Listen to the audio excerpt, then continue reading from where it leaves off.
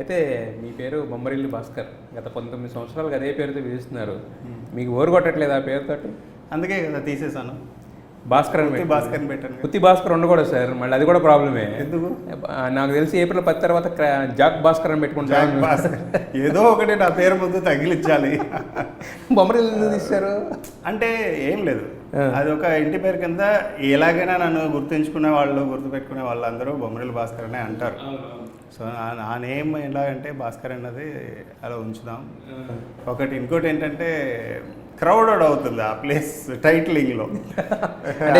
తీసేయండి, సింపుల్గా పెట్టండి అని చెప్పి భాస్కర్ అనేది అంతే. అంటే లెంగ్త్ ఎక్కువైందని కట్ చేసి లెంగ్త్ ఎక్కువ అవుతుంది, అది అలైన్మెంట్ ప్రాబ్లం, 2-3 సార్లు ఫోన్లు వచ్చాయి, దయచేసి తీసేయండి, ఎలాగో తీసేది. అదే మీలో హీటర్ బయటకు వచ్చి కట్ చేసేది సింపుల్. యాక్చువల్గా సార్ ప్యాబ్లో నెరూడా అంటే ఏంటి సార్?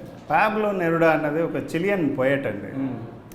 ఎప్పుడో టీనేజర్స్లో ఆయన పోయట్రీ అంతా చదివిన గుర్తులు ఉండేది. ఓకే.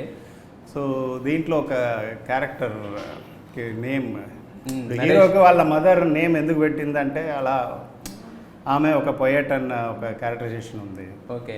సో అట్లా తీసుకున్నాను. అంటే పేరు చూడడానికి జాక్ కొంచెం క్రాక్ పెట్టారు, ప్యాబ్లో నెరూడా ఇవన్నీ వినడానికి చాలా సింపుల్గా ఉన్నాయి, కానీ దీని వెనకాల మాత్రం రైటింగ్లో చాలా రీజన్స్ లేకుండా రీసెర్చ్ రీజన్స్ రెండు ఉన్నట్టు గట్టిగా ఉన్నాయి.